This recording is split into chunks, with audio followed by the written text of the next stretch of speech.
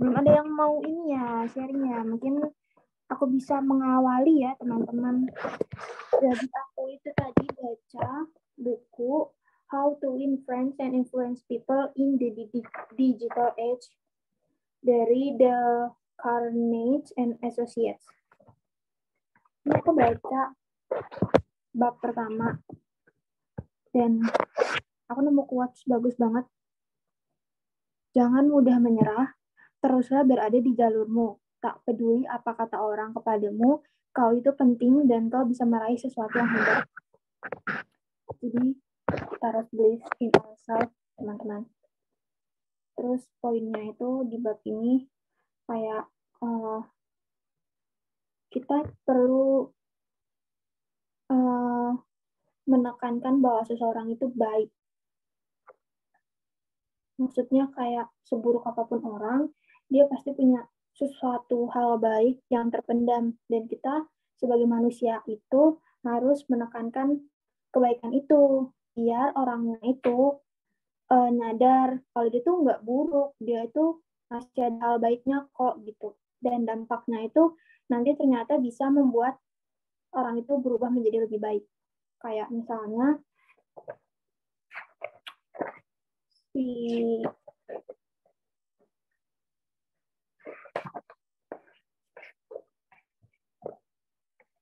Pangeran Albert di Duke of York itu yang menjadi Raja George ke-6, ternyata dia itu dulunya gagap. Nah, terus dia punya kayak konselor pokoknya dia melakukan konseling gitu kan. Nah, terus si nama konselornya itu Lionel Lodge. Lionel Lodge menekankan bahwa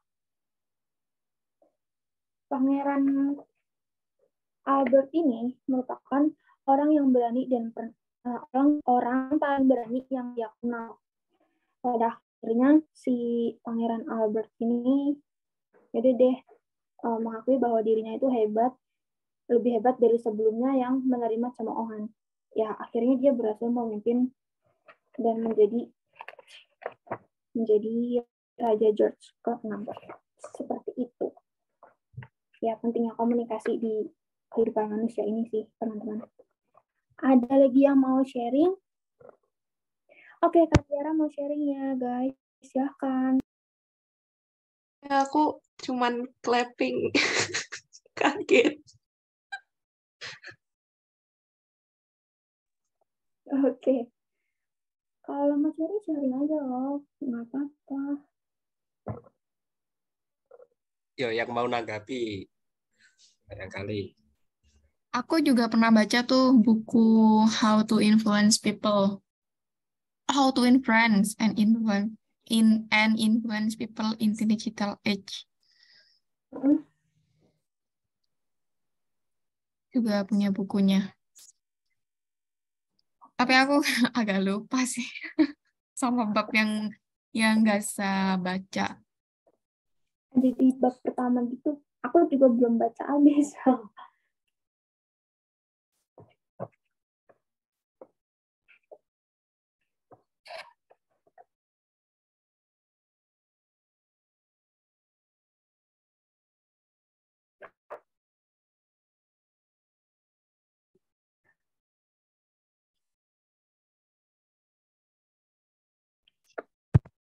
Kak Fana ada mau sharing nggak Kak? Biasanya Kak Fana lancar banget nih sharing-sharing bukunya gitu. Teman-teman dulu barangkali. Oke deh. Nanti kalau udah kosong nanti baru itu. Oke, izin masuk Kak Gaza. Baik, jadi tadi saya membaca buku ini. Mungkin kurang begitu terkenal ya bukunya. Ya mungkin kurang familiar juga genrenya. Tapi ini saya baca buku karya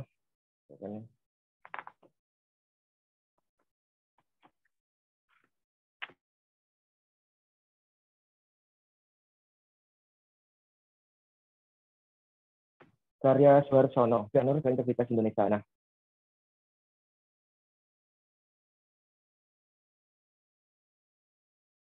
buku ini saya belum di bab 1 itu yang saya baca tadi, saya itu menemukan mengisahkan seorang sosok yaitu Isra Nur sendiri.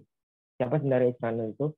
Isra Nur itu merupakan Bupati Kutai Kartanegara, Kalimantan Timur, yang mana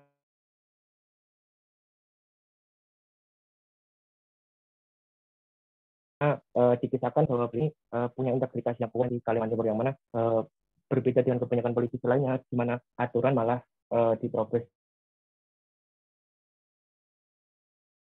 Di buku ini dikisahkan juga tentang pendirian Isra Nur dan keberaniannya juga, tapi pada penggalan awal buku ini juga dikisahkan bahwa banyak sekali kasus-kasus hukum di Indonesia itu yang dilanggar.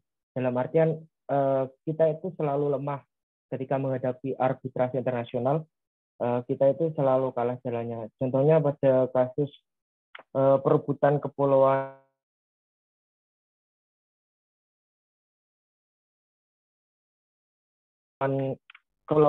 Liang dan Malaya, itu kita kalah di arbitrasi internasional. Kemudian juga mungkin apabila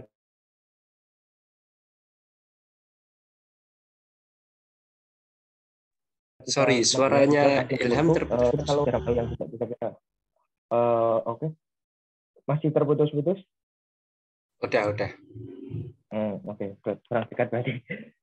Baik, jadi pada kasus Timur Timur itu sendiri sebenarnya kalau kita tilik juga itu juga merupakan sejarah yang kita kalah karena kita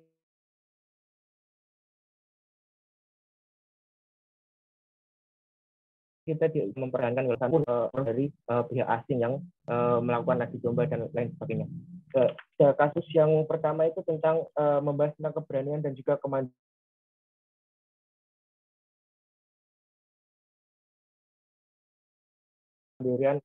tokoh Isra Nur ini yang menyebut perusahaan tambang Churchill Winston dari Inggris yang melakukan ilegal dalam tanda kutip karena memalsukan dokumen perizinan. Nah, sebenarnya usut ini juga di pihak Indonesia sendiri itu tidak mau untuk ambil pusing lah di pihak pusatnya.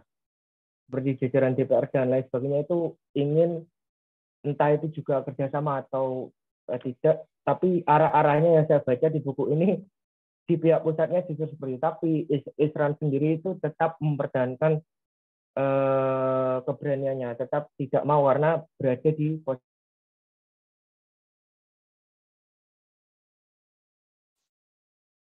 Sorry, Ya, mungkin Ilham, mungkin ya. bisa itu di off cam dulu. Takutnya poinnya nanti nggak nyampe kalau putus-putus. Oke, nanti kalau Oke. itu on cam lagi. Siap. Oke. Baik, jadi tadi sampai mana? Sampai itu tadi ya. Sampai DPR ya. Ya.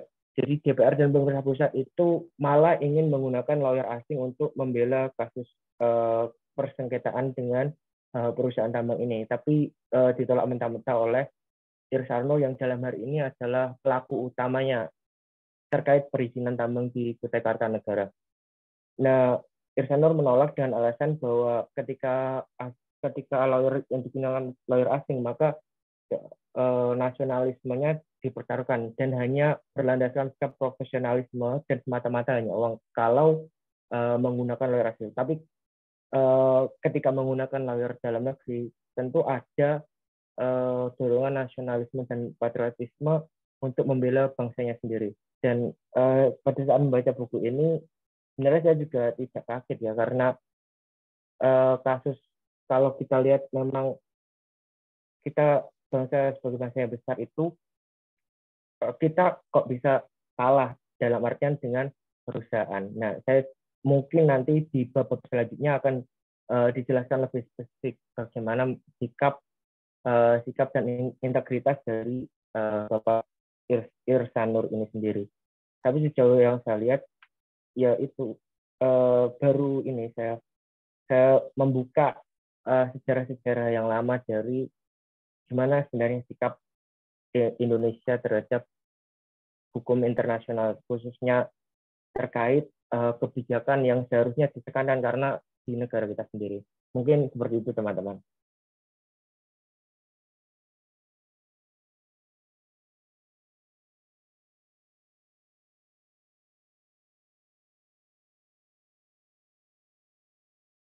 Saya kembalikan lagi ke Mbak Gaisa ya. Terima kasih.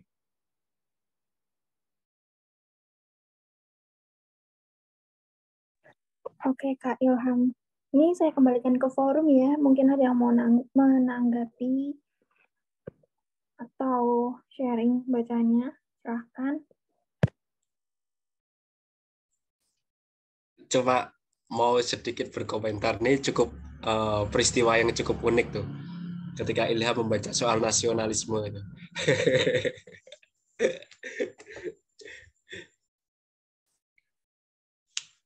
Jadi yang ingin aku tanyakan tuh motivasinya Ilham baca buku itu tuh apa tuh? Kan bukunya kan nggak cukup familiar juga, atau mungkin buku itu tergeletak di perpustakaan atau seperti apa? Kalau dilihat dari gayanya kayaknya punya Ilham sendiri itu. Sebenarnya Mas ya itu buku yang benar kata Mas Fana ya, itu buku yang mikrofonnya sebentar.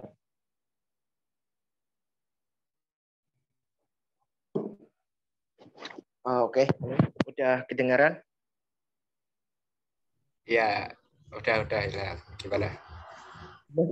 Bukunya itu karena memang nggak ada yang rawat ya di kontrakan itu, buku teman saya, jadi saya bawa pulang dan nggak kebaca. Saya juga nggak kayak banyak buku kemarin yang saya baca yang pas pertemuan pertama itu juga tentang politik. Kebetulan buku-buku yang mengarah ke humaniora, tentang politik, tentang sosiologi, antropologi, dan saya nemu yang ini.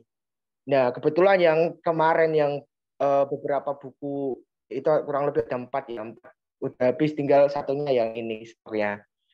Jadi daripada saya baca e-book lagi nanti dikomentarin kok e-book lagi gitu gimana, mending saya baca ada yang buku fisiknya ini, yang legal lah dalam artian gitu Mas. Dan sebenarnya nggak familiar juga, sama sekali nggak familiar Irsanur siapa dan sebagainya ya. Saya tahu asal-usulnya ya baru ini, tapi di bab pertama cukup menarik sih untuk kasus-kasus lebih banyak terkait kasus-kasus itu, lumayan seru kalau untuk ada sentilan sejarah juga di masa lalu, itu lumayan asik sih Mas. Tapi kalau Mas Iqbal tanya latar belakang atau sebagainya, ya itu tadi sebenarnya mau ngabisin yang buku-buku bacaan yang fisik sih. Mungkin itu Mas.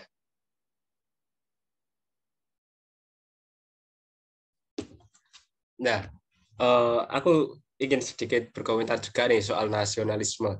Terkadang aku sendiri tuh banyak menemukan nilai-nilai nasionalisme itu malah bukan dari tokoh-tokoh besar gitu.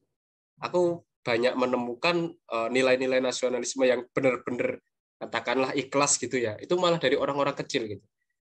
Contohlah kata orang-orang yang berada di pedesaan, orang-orang yang mungkin kalau di tokoh-tokoh ya tokoh-tokoh di tingkat bawah dan lain sebagainya. Kalau kita mau memperhatikan itu akan ada banyak sekali cerita-cerita yang menurut aku ketika aku mendengarnya itu wah, benar-benar cinta nih pada negaranya, wah benar-benar cinta nih pada Indonesia dan lain sebagainya. Karena kalau kita membicarakan soal nasionalisme pada tataran yang tinggi, misalkan para pejabat dan lain sebagainya, ya mungkin kita entah kita nggak tahu perasaannya atau seperti apa, tapi yang terlihat kan ya benar mereka digaji besar, oh yang benar mereka punya posisi, punya jabatan, meskipun belum ada gaji, zaman dulu sudah ada jabatan jenderal dan lain sebagainya kan, pimpinan dan lain sebagainya kan. Nah itu, jadi aku sering mendengarkan cerita-cerita ya dari termasuk dari katakanlah veteran gitu ya, karena pejuang zaman dulu gitu, yang dimana mereka itu mengorbankan apa yang mereka miliki secara sukarela gitu, benar-benar sukarela gitu. Itu di zaman dahulu cerita dari tetua-tetua gitu ya, orang-orang sepuh gitu.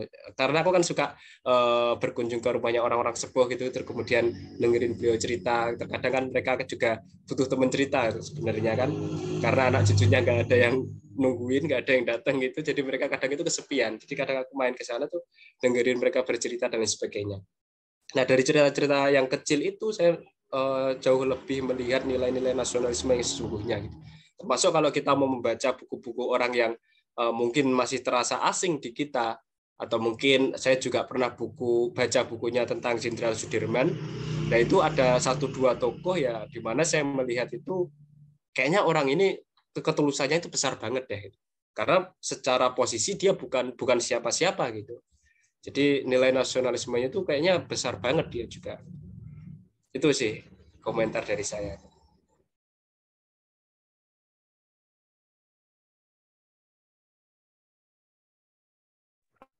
Mas Fana, boleh tahu cerita detailnya nggak? Gimana maksudnya kayak pada kondisi apa Mas Fana bisa menilai bahwa mereka memiliki nasionalisme yang tinggi gitu? Aku penasaran aja sih, Mas. Makasih. Sorry, aku habis sakit 3 hari ini, jadi nggak enak badan.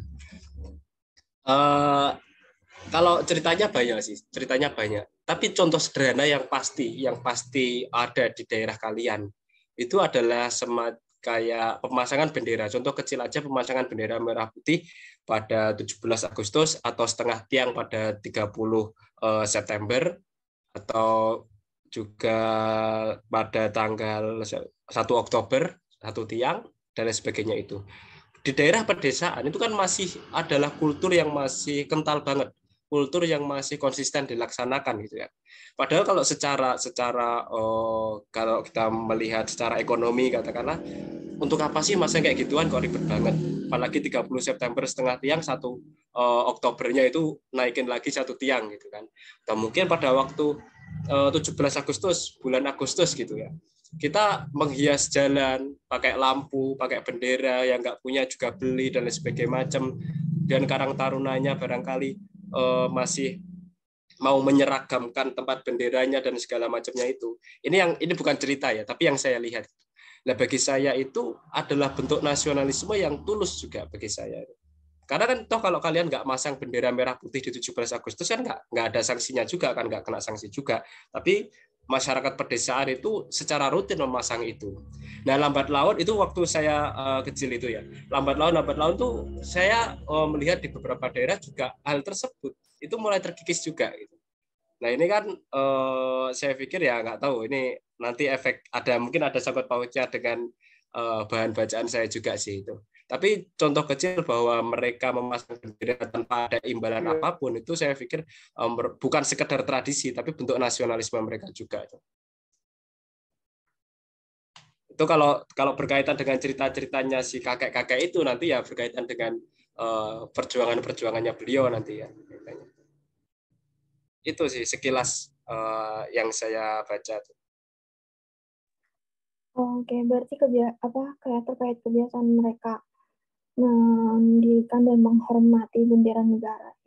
Thank you. Yang lain ada yang mau menanggapi atau membagikan bacaannya, teman-teman? Di sini ada Kak Yulia Purnamasari, halo. Terus ada Kak Zahra Aisyah, halo Kak Zahra. Terus ada Kak Ilham Dwi, Kak Hoirun, Kak Ira ya, halo Kak Ira. Terus ada Kak Fana, sama Kak Faudian Eka, dan Kak Tiara. 1, 2, 3, 4, 7 orang, 8 orang sama aku. Ada yang mau sharing bacaannya? Tadi habis baca apa aja? Tipis-tipis aja, nggak apa-apa.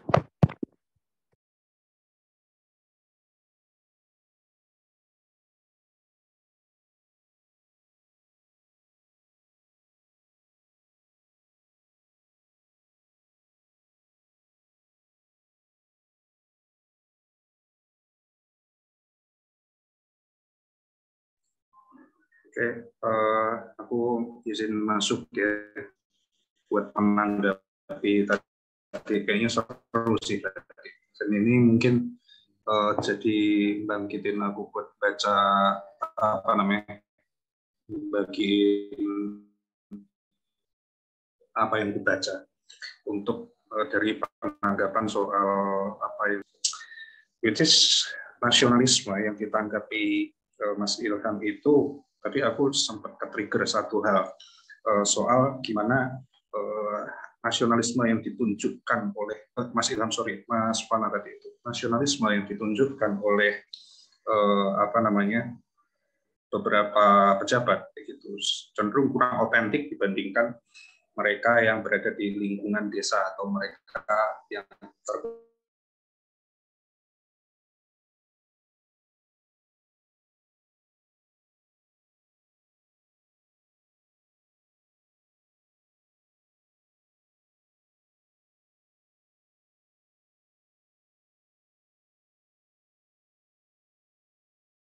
Sorry, ini suaranya yang hilang punya aku doang atau? Iya, di aku juga nggak ada suaranya. Kayaknya terputus Mas Dio. Iya, di aku juga nggak ada suaranya. Tapi mic-nya juga nggak ada tanda mati sih. Halo Kak Dio, suaranya keputus.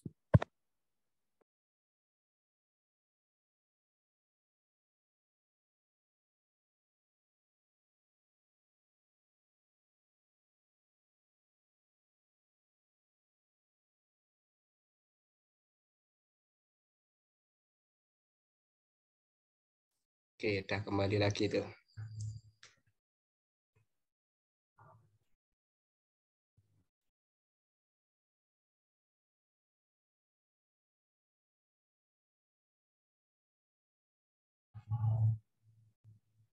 Mas Dio bisa bersuara?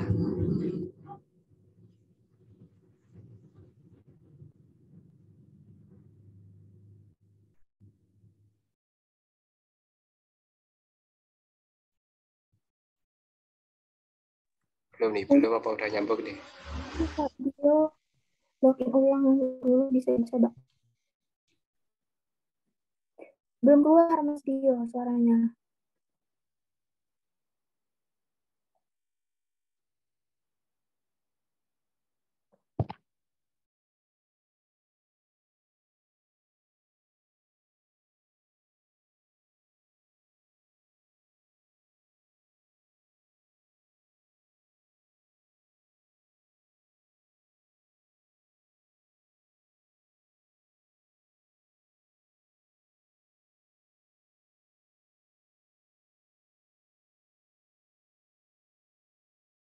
Ya, mungkin aku ingin ikut menanggapi juga kali ya, bahas tentang nasionalisme. Bukan menanggapi sih, tapi lebih tepatnya aku ingin bertanya ke teman-teman, terutama ke yang em, begitu tertarik dengan topik-topik nasionalisme. Karena aku pribadi menyadari kalau aku pribadi itu nggak begitu, apa ya, eh, nggak begitu ada ketertarikan untuk menyelami tentang nasionalisme lebih dalam gitu. Uh, dan pertanyaan ini terbesit sebenarnya berawal dari membaca buku Menjadi, yang di situ juga membahas tentang nasionalisme. Pertanyaannya itu,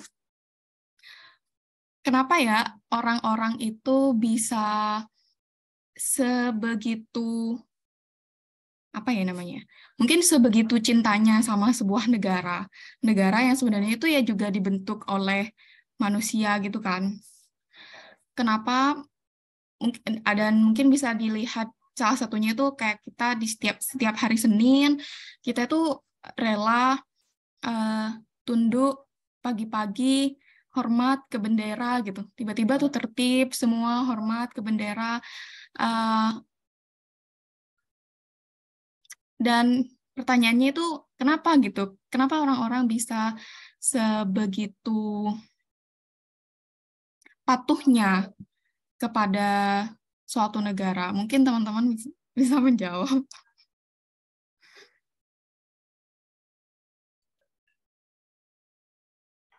Barangkali dari... Aku boleh nanggepin nggak? Boleh. Kayaknya gini, menurutku apa yang disebut sebagai nasionalisme selalu terikat pada negara itu karena memang kita selalu berupaya untuk masuk ke dalam zona konform. Kalau istilah sosiologinya itu konformitas gitu kan. Jadi kita berupaya untuk menyerahkan suatu urusan kesejahteraan itu pada orang yang bisa dipercaya, sehingga dari situ orang yang bisa dipercaya atau dalam hal ini pemimpin dari suatu komunitas atau kumpulan masyarakat itu berupaya untuk memberikan semacam ajakan, gitu ya, ajakan untuk bagaimana mereka bisa membuat kepatuhan bersama. Salah satunya adalah nasionalisme itu sendiri. Aku sendiri juga cukup tertarik untuk membaca itu lebih lanjut ya, bukunya Mas Ilham tadi itu. Judulnya apa tadi itu? Ya, judulnya Irsanur Jaga Integritas Indonesia. Saya ketikkan aja di kolom komentar, Mas. Nanti mungkin Mas bisa. Jadi itu sih Mbak, gitu. Kalau aku sih kayak gitu sih. Jadi itu sekaligus melanjutkan apa yang aku tadi sampaikan, kalau nasionalisme itu kadang nggak terlalu butuh kita tuh kayak terlalu melangkah jauh gitu loh untuk berkata nasionalisme itu harus terkait dengan bangsa kayak gitu sendiri. Ya kita yang cukup kita tahu adalah humanis saja, udah cukup itu aja. Gitu. Nasionalisme itu ibarat kata ya oke lah, itu secara formal kayak gitu. Kalau kita berada dalam lingkup negara kayak gitu sebagai warga negara Indonesia, kita bicara nasionalisme. Tapi energinya bukan nasionalisme itu sendiri untuk mengagungkan bangsa itu sendiri, tapi untuk mengagungkan atau untuk menjunjung tinggi nilai-nilai gotong royong seperti itu. Itu yang menjadi bangunan yang cukup dan fondasi yang cukup kuat kan sebelum kita bisa membuat kesejahteraan bersama kayak gitu. Itu yang agak sedikit anarkis sih kalau gitu. Ya nggak masalah lah gitu. Kadang kita perlu jadi anarkis sedikit. Gitu. Oke, terima kasih jawabannya Mas Tio.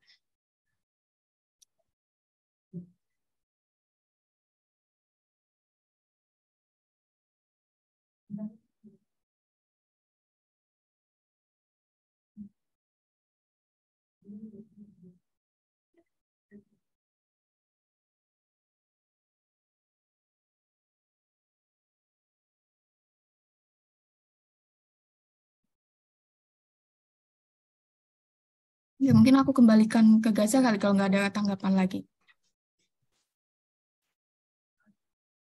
Atau Fana mau menanggapi tadi? Enggak, mau neruskan ke Gaza juga. Aku tadi nggak tahu pertanyaanmu apa, soalnya keluar kan aku tadi. Terputus-putus terus keluar. Ini pada kembali aku ya. Aku kembalikan ke forum. Ya, pertanyaanku tadi itu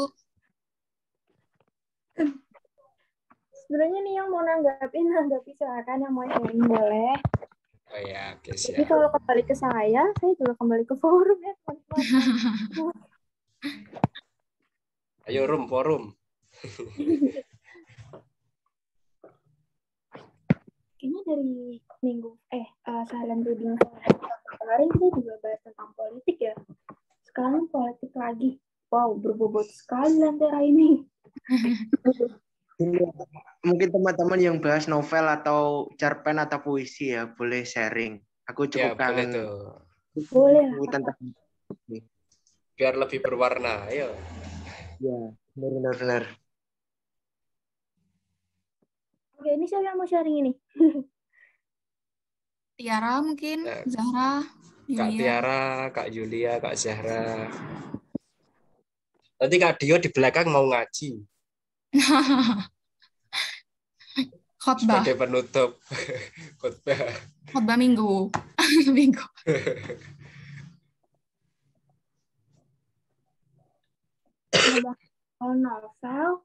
Novel favorit kalian itu maksudnya penciptanya siapa sih? Kalau aku Terelie sih jelas.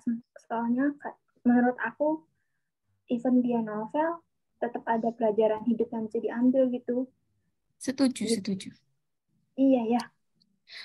Kalau aku penulis novel favorit itu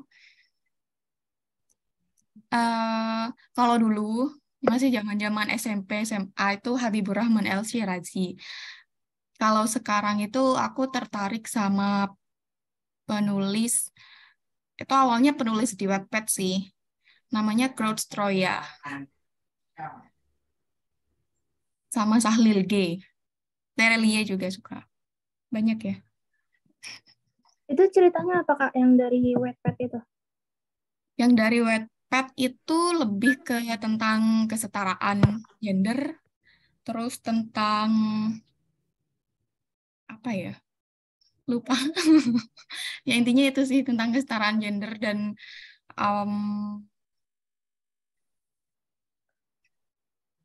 Kak Ira SMP udah baca kesetaraan gender ya? Keren banget.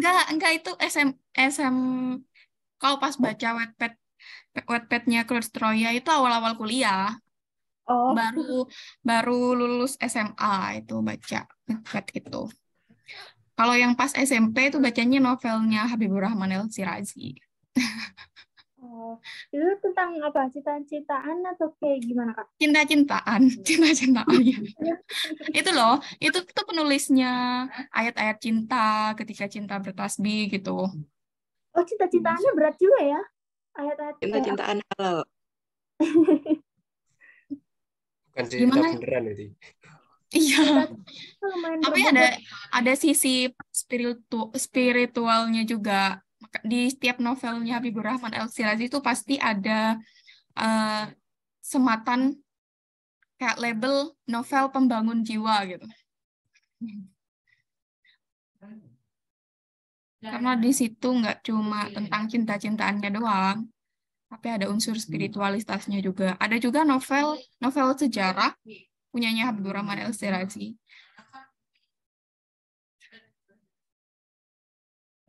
Nyambung novel sejarah, mungkin Kaira pernah baca Laut Bercerita nggak? Belum.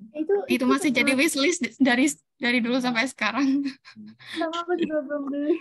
Tapi sering dengar ceritanya, sering dengar reviewnya gitu, sering baca lah. Itu tentang itu ya, pemberontakan 1998 ya. Iya, latar belakangnya di 98, kayak harus baca sekali sih seenggaknya. Tapi aku nggak mau baca lagi. Karena menyedihkan. Karena menguras air mata. Dengar itunya cuma, dengar reviewnya. Highlightnya itu ada di bagian apa sih? Apakah di sisi percintaan tokohnya atau revolusionernya atau apanya gitu? Lebih ke ini sih, mungkin lebih ke revolusionernya, kayak gimana dia banyak nyeritain kayak gimana dia demo-demo, terus abis itu sembunyi-sembunyi, ya spoiler. Itu deh. Terus ada percintaannya juga, tapi bukan yang mendominasi percintaannya. Mungkin lebih ke, kalau genre mungkin lebih ke slice of life, tapi yang history gitu kali ya.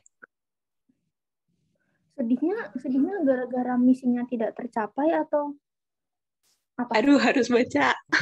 Oh iya, itu spoiler ya. Spoiler banget soalnya. Itu sampai ada film pendeknya juga ya? Oh iya, belum lihat. Iya. Penulisnya tuh sering promosi. Katanya puitis banget ya. Maksudnya kayak apakah itu bagian kayak novel-novel senja gitu-gitu nggak sih? Gaya penulisannya. Kalau menurutku sih enggak sih ya. Soalnya kayaknya kalau misalnya gaya penulisannya kayak gitu juga aku kurang ngerti gitu. Lebih ke gaya-gaya yang historical gitu mungkin. Oke. Pengen beli belum kesampaian terus ya.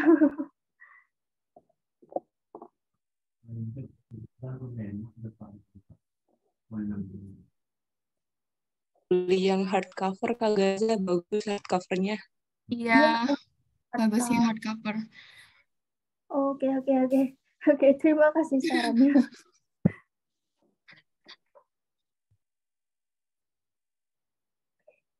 Ini masih jam 8:30 loh teman-teman. Jadwal kita sampai jam 9:30. Ya udah, mungkin Agak aku ya kali ini. Boleh, mungkin boleh. Ya. aku mau cerita buku yang aku baca. Aku membaca buku ini. Kelihatan nggak ya? Judulnya Secrets of Divine Love.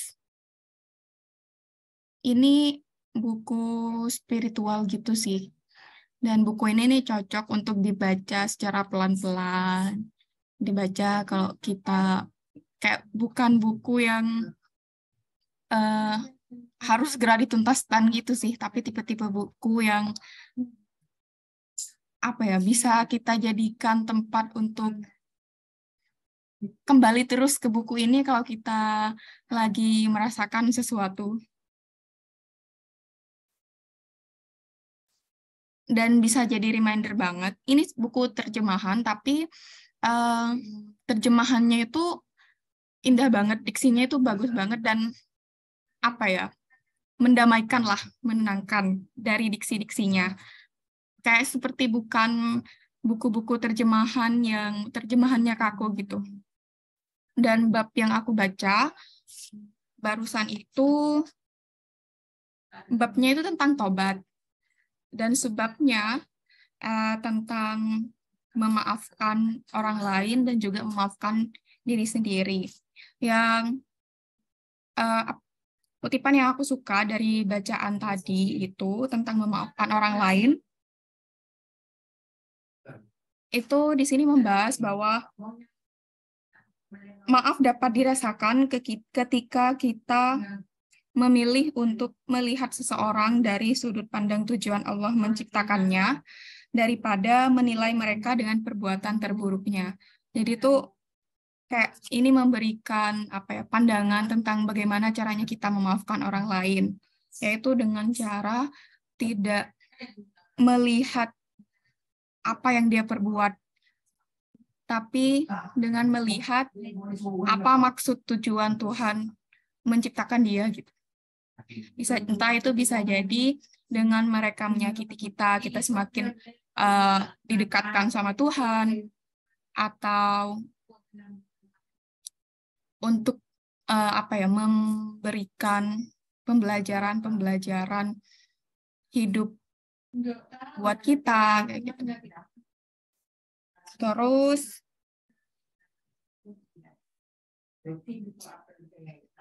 di sini juga membahas tentang semacam apa ya, hal-hal praktis yang bisa kita lakukan, bisa kita praktekkan untuk kembali kepada Tuhan gitu, untuk bertobat kayak gitu. Kayak untuk selalu mengingat Tuhan, untuk selalu meminta ampunan Tuhan, karena memang di buku ini itu setiap babnya selain membahas teori dan sudut pandang si penulis, juga kayak memberikan apa ya namanya ya, kiat-kiat yang bisa langsung kita praktekkan gitu, sesuai dengan bab-babnya tersebut. Ya misalnya di bab tobat ini. Dan kiat-kiatnya untuk di bab ini tuh yang dijelaskan di buku ini, dengan kita menyisakan waktu di malam hari untuk apa ya, merefleksi ulang peristiwa yang terjadi hari ini, terkait peristiwa yang mengingatkan kita pada Tuhan, itu peristiwa apa aja, terus terkait peristiwa yang kita itu nggak ingat sama sekali sama Tuhan gitu, dalam melakukan aktivitas itu. Nah, di situ kita merefleksi dan juga berzikir setelah merefleksi peristiwa-peristiwa tersebut, agar kita ke depannya bisa memperbaiki gitu. Terutama memperbaiki kegiatan-kegiatan yang tadinya itu kita nggak mengingat Tuhan saat melakukan aktivitas itu. Itu sih Singkatnya seperti itu buku yang aku baca malam ini.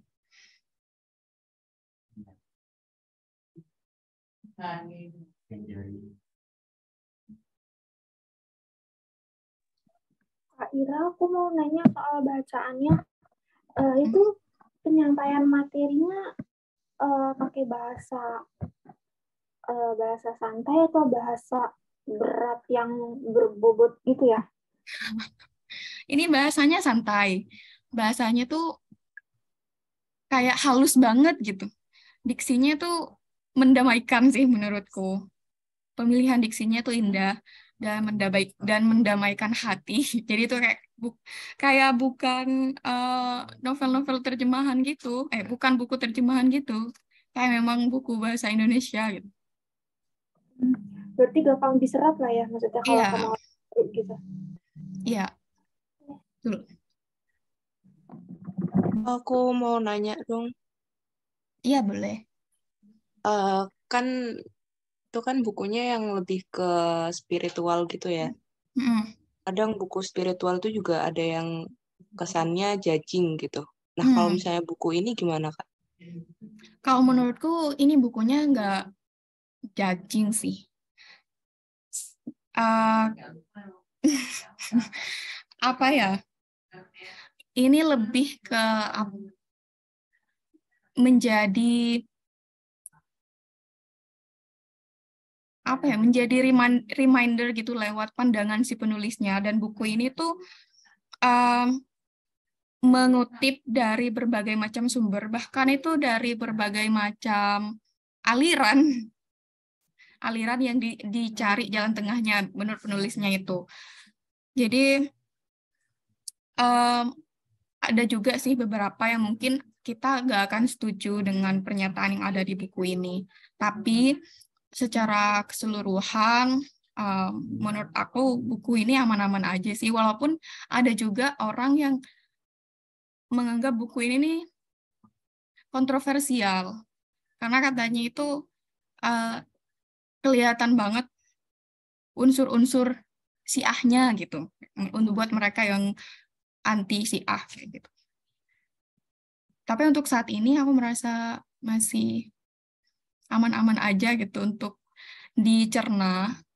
Karena kan kita sendiri sebenarnya bisa menilai sih mana yang cocok, mana yang enggak gitu. Entah itu karena akunya yang entah mungkin aku merasa gak ada masalah, bisa jadi juga karena emang aku nggak tahu apa-apa gitu ya. Jadinya terus seakan-akan semua yang ada di buku ini tuh jadi terlihat banyak benarnya kayak gitu. Nggak tahu juga.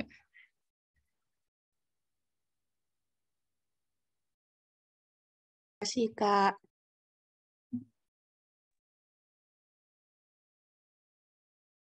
Kenapa? Mana? Suaranya nggak ada?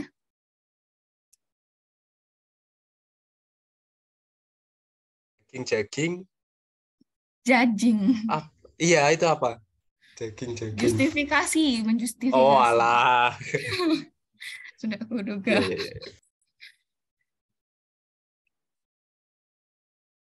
Ini lebih ke memberikan perspektif sih, memberikan perspektif.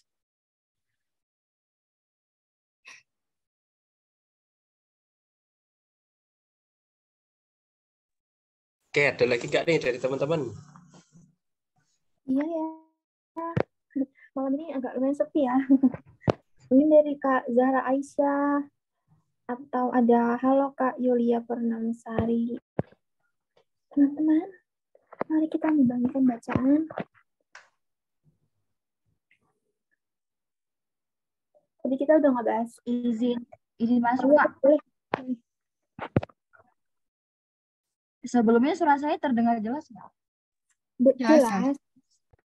Oke. Di sini saya bakal bahas buku, yaitu adalah Menasehati Tanpa Menggurui, Seni Membangun Pergaulan Sehat dan Asik, karya Muhammad Rois Al-Maududi. Isinya tuh gini. Nah, untuk mengawali persahabatan itu kita harus menerima kekurangannya masing-masing. Nah, di samping kita melihat hal positif dari orang lain, kita juga harus kayak bersiap-siap menerima kekurangan dan kelemahannya dia. Jadi kadang kita kan, kalau aku sendiri juga merasa kayak gitu ya, kalau misalnya berteman itu mungkin kalau ada sesuatu yang kayak, oh anak ini kayak gini nih, jadi kayak nggak bisa nerima gitu. Mungkin dari buku ini aku belajar buat nerima kekurangan teman-teman aku, dan gitu juga aku sadar sikap aku sendiri juga pasti banyak kekurangannya. Terus sudahkah kita menerima persahabatan, menerima keterbatasan sahabat bergaul, mungkin saja kita mengetahui kelemahan teman, malah dilakukan adalah mengabaikannya. Nah, jadi saya tuh kayak sadar banget gitu Kak, kayak misalnya, oh ya aku mungkin jarang kayak misalnya kayak merasa pilih-pilih teman ya, mungkin karena kalau misalnya dia kayak gini aku langsung kayak kayak kurang respect gitu-gitu. Jadi dari buku ini aku benar-benar belajar banget bagaimana cara berteman gitu. Selanjutnya gini, ingatlah kalau misalnya kita memperlakukan orang lain saat masa kesulitan dalam keterbatasannya, makin baik pula orang lain memperlakukan kita saat kita membutuhkannya. Terus selain itu kita juga harus memahami karakter teman bergaul. Kayak membangun pergaulannya asik itu ternyata nggak cukup untuk saling mengenal gitu. Kita harus memahami bukan hanya sebatas kenal namanya, tempat tinggalnya di mana, atau pekerjaannya apa, tapi kita juga harus memahami kita bisa menunjukkan sikap yang sesuai dengan kecenderungan seseorang tersebut. Selanjutnya adalah berantakan dalam pergaulan itu biasanya itu terjadi karena hal-hal yang sepele, kayak misalnya berubah menjadi permusuhan tuh disebabkan ketidakpahaman mengenai karakter seorang teman gitu. Nah, misalnya kita kalau misalnya kita mau bertanya tentang apa saja yang disukai atau tidak disukai seorang, kadang itu kita tuh kayak menimbulkan rasa dihargai gitu oleh sahabatnya.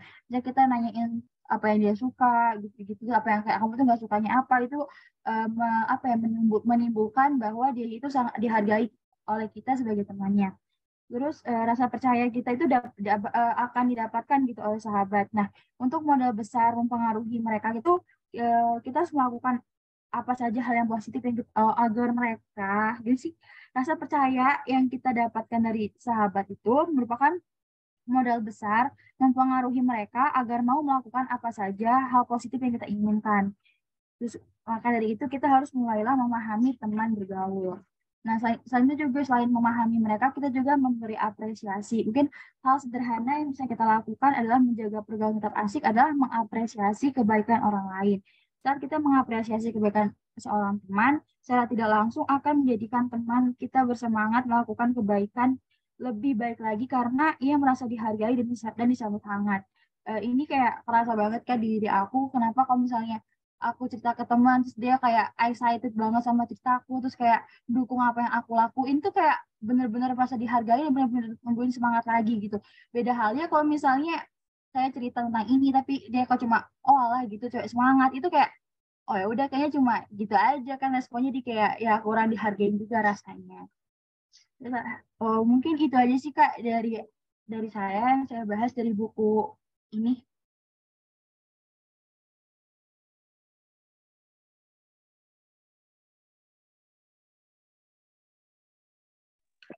Menarik ya. Aku punya pertanyaan sebenarnya Kak Yulia.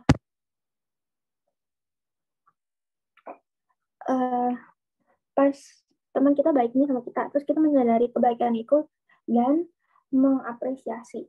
Nah, di dunia nyata ini, di kehidupan itu, selain berterima kasih, kamu atau kalian teman-teman menyampaikan apresiasi itu kayak gimana sih? Maksudnya kan contoh nih, ada yang baiklah sama kita, terus apakah kita bilangnya kayak makasih ya atas kebaikan kamu, aku jadi tertolong, jadi lebih mudah. Nah, tapi kalimat itu kalau disampaikan di kehidupan nyata dengan orang yang kemungkinan tidak sefrekuensi, bukannya menjadi cringe gitu ya? Kan pasti ada toh golongan orang yang menganggap itu cringe karena mereka nggak pernah dapetin. Nah, untuk mengatasi itu gimana gitu? Aku bingung menyampaikannya, apresiasinya gitu. Mungkin Kak Yulia bisa jawab dari bukunya atau teman-teman?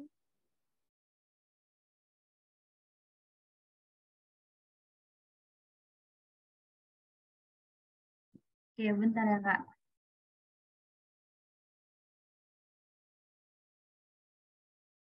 Oke, kalau di sini tuh diceritainnya kayak gini, Cristiano Ronaldo itu kan waktu itu kan mengenai jersey putih-putih dari ala Real Madrid gitu kan. Tetapi ia memutuskan hengkang dan mengerjakan jersey putih-putih ala Juventus di awal musim. Nah, kontribusinya bagi Juventus di awal musim yang baru saja usai ini terbilang lumayan sebab meskipun torehan gol masih kalah jauh dari rata-rata di Real Madrid selama beberapa musim terakhir, cuma 40-an doang golnya, menorehkan 28 gol dan 10 assist di semua ajang bagi Juventus. Jadi tuh kayak di sini tuh Kak, kayak waktu Cristiano Ronaldo itu kayak melawan Juventus itu, waktu Ronaldo itu nendang bola dan dengan gaya yang keren gitu, dari Juventus itu kayak tepuk tangan gitu loh Kak, kayak excited banget liatnya. Jadi kayak jadi Cristiano Ronaldo itu kayak merasa dihargain, jadi itu kayak pindah gitu Kak dari Real Madrid gitu sih kalau dari buku ini. Nah, kalau dari kalau saya pribadi, kalau misalnya saya ngerasa diapresiasi itu kayak misalnya gini, misalnya aku cerita ke temanku kayak uh, oh ya ini aku habis ikut oprek ini nih gitu kan, terus dia nggak cuma oh alah gitu, nggak gitu aja, mungkin kayak oh ya semoga kayak keterima ya gitu-gitu sih, itu ini udah kalau misalnya apalagi kalau misalnya bilang kayak gini, oh ya nanti kalau misalnya kapan-kapan kalau ada oprek ajak aku dong, gitu kayak suatu yang membuat kalau misalnya pribadi itu apresiasi gitu. Sebenarnya saya juga agak kurang paham ya Kak dengan cara apresiasi orang lain itu kayak gimana, mungkin ini dari persepsiku sendiri cara apresiasi kayak gitu sih Kak. Oh, jadi sebenarnya sesimpel itu gitu ya. Oke. Terima kasih. Aku mau nambahin dong. Oke, Kak Ira. Mengapresiasi orang lain menurutku nggak harus dengan ucapan terima kasih aja, tapi mungkin dengan hal-hal kayak misalnya kita itu bersikap sangat aware dengan apa yang mereka bagikan gitu misalnya. Kayak tadi kan kalau yang Yulia itu ketika dia menceritakan ke temennya kalau dia ikut organisasi atau ikut oprek sesuatu, dia itu jadi berusaha kepo dengan apa yang dia ikuti, dan juga turut mempertanyakan perkembangan aktivitasnya itu gitu. Jadi mungkin itu bisa jadi nggak terjadi di satu waktu aja gitu bentuk apresiasinya.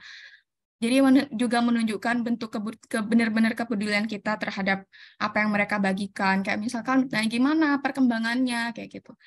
Terus gimana kamu prosesnya di situ? Kamu udah belajar apa aja di situ? Itu menurutku adalah salah satu bentuk apresiasi dan penghargaan dari orang yang bisa jadi itu sangat berarti gitu. Kayak misalnya kita masuk ke tempat kerja baru gitu, terus ditanyain gimana hari pertama kerjanya, teman-temannya gimana gitu. Itu tuh adalah sebuah apresiasi dan sebuah penghargaan dari seorang teman yang berarti lebih dari sekedar selamat ya atas pekerjaannya kayak gitu.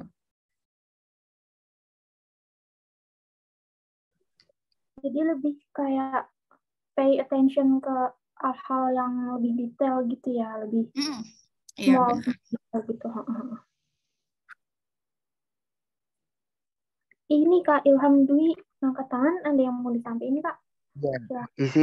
Izin bertanya. Tadi kan ngebahas soal pertemanan tentang itu ya, sikap. Mungkin mungkin ini aku izin tanya terkait itu ya. Kalau kita mungkin itu kan dari pandang sisi positif, kita harus memandang pertemanan itu positif dan baik lah gitu. Tapi kalau misalnya pada realitanya itu ya, ketika kita punya pertemanan, ada kasus banyak hal itu nggak sesederhana itu sih.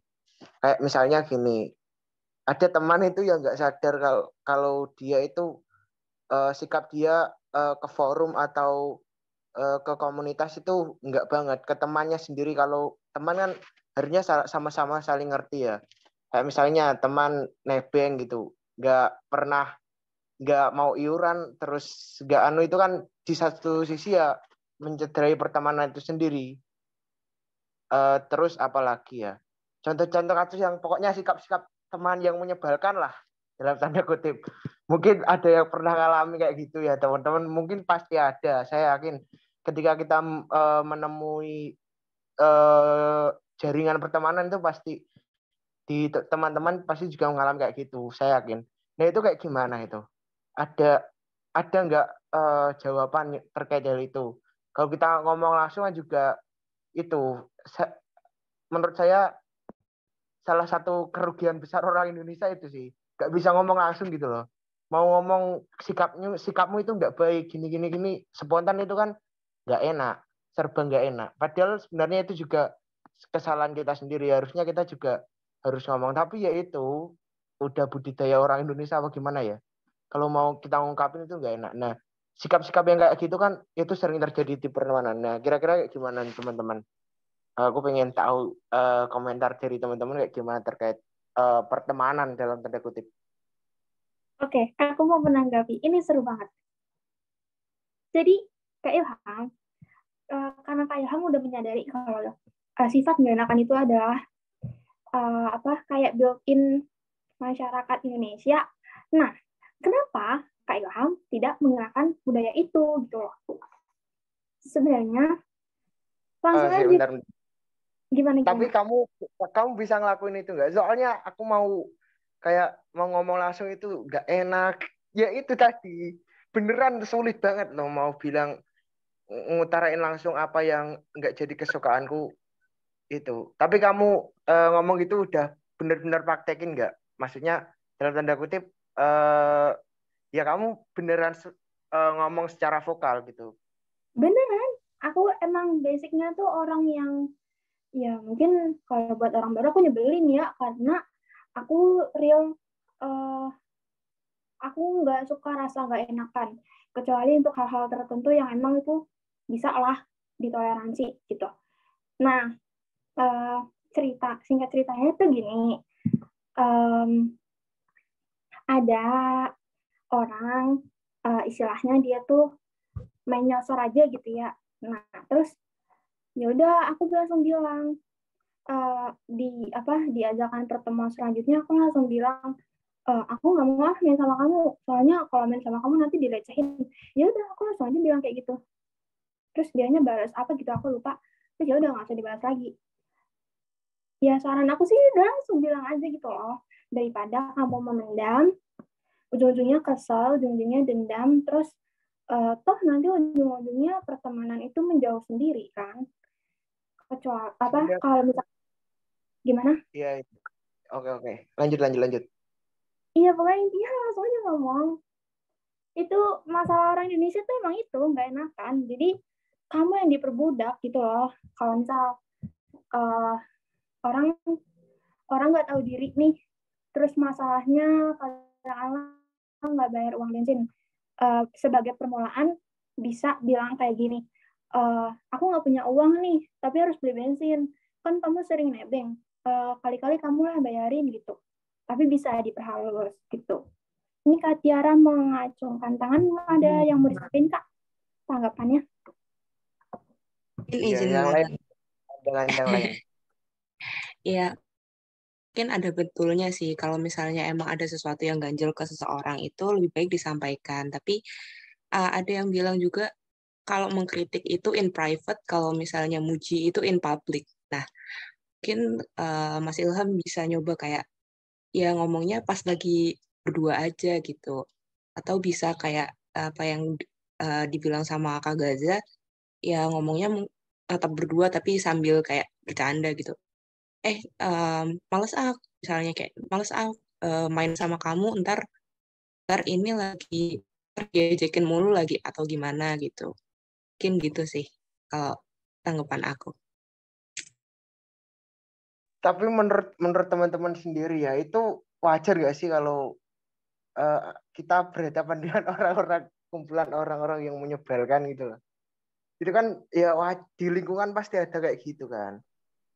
Padahal kalau dipikir-pikir aku sendiri kayak apa ya, barang orang atau apa ketika minjem atau apa, aku nggak pernah timbal baliknya selalu ngerawat dengan baik, selalu tanda kutip ngerti lah, nggak tahu diri lah kalau sama orang lain. Tapi ketika ada aja nemui temen yang kayak gitu. Sering barangku dipinjam atau apa itu timbal baliknya selalu nggak sinkron. Nah itu sih ya, teman-teman sendiri pernah nggak kayak gitu sih kira-kira? Aku sebenarnya belum pernah nemuin orang yang membalikan barang. Maksudnya enggak tahu maksudnya gimana ya? Kalau aku minjemin dia barang, terus dia baliknya tuh jelek. Aku kayaknya belum pernah karena aku tahu orang Indonesia itu sebagian besarnya tuh tidak pandai merawat gitu loh. Jadi aku lebih memilih untuk tidak meminjamkan barang daripada memperbesar resiko barang rusak ya. Nah, wajar atau enggak? Wajar, karena menurut aku nggak semua orang di Indonesia memiliki privilege mendapatkan pendidikan tanda kutip gitu ya. Jadi menurut aku ini mohon maaf kalau misal menyinggung, menurut aku nggak semua orang itu pintar dalam hal bersosialisasi itu. Ya, iya. Jadi dia masalahnya ya itu teman kampus juga. Ya kayak gini. Kan maksudnya ya mungkin udah kebawaan sifat atau gimana ya. Ya, tapi terima kasih juga sih masukannya. Mungkin ada benarnya ngomong langsung di awal sih. Yang kayak Mbak Geza sampaikan tadi. Iya, kamu tuh aku berusaha untuk tidak menggurui, tapi aku cukup sebel sama orang yang nggak enakan gitu, karena dengan begitu kamu tuh nggak merdeka, Kak Ilham. Kamu harus menjaga diri kamu gitu loh. Ya, semangat Kak Ilham. Siap. Terima kasih. Yang lain ya, ini terlalu personal kayaknya. Jauh dari buku dan lain-lain. Mungkin Mas Dio atau Mas Fana mungkin. Monggo. Iya, silakan teman-teman yang lain yang ingin berbagi bacaan atau berbagi pengalaman. Waktu kita masih banyak loh. Dio mau nanggapin katanya, pergantian pemain.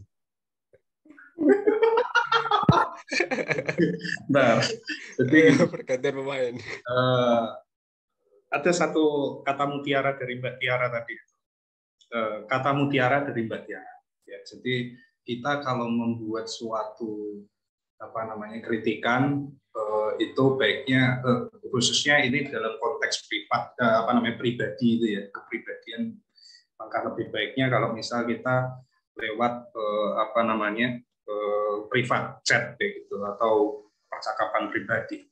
Nah, sedangkan ketika aku sendiri pada titik tertentu setuju, oke, tapi masalahnya adalah kepribadian itu konteksnya adalah bisa sampai ke ranah politik juga ya.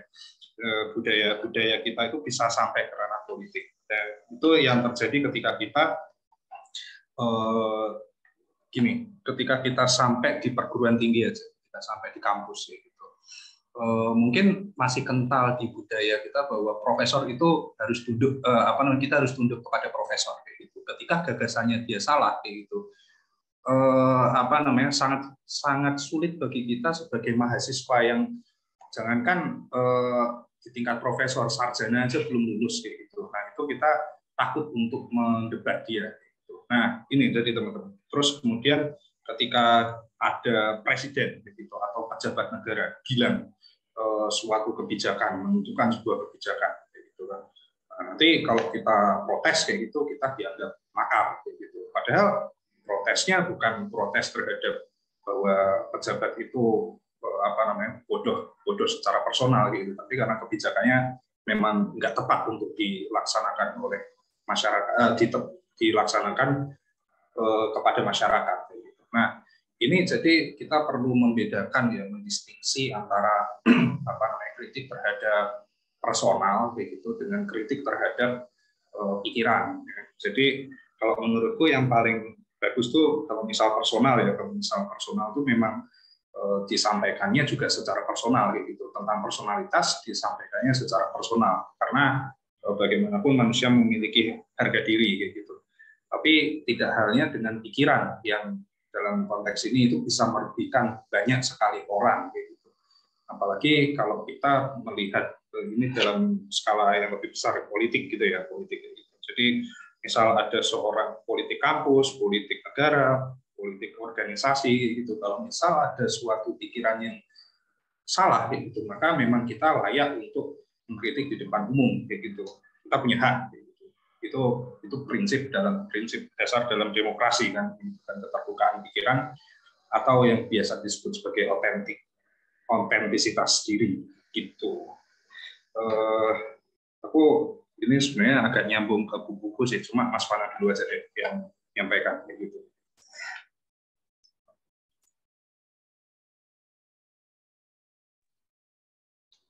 Pergantian pemain lagi nih.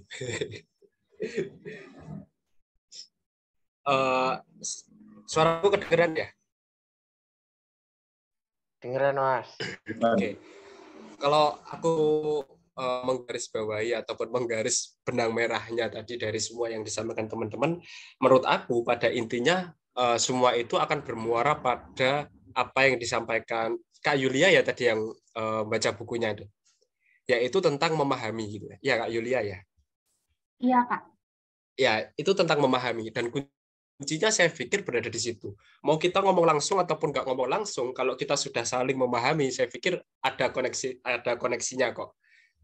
Kita seringkali mungkin sama soulmate kita, sama rekan yang paling dekat dengan kita, ketika kita melihat suatu peristiwa atau melihat sesuatu hal, melihat benda atau melihat peristiwa, kemudian kita saling memandang dan kita ternyata tertawa bareng, kan ada kayak gitu ya.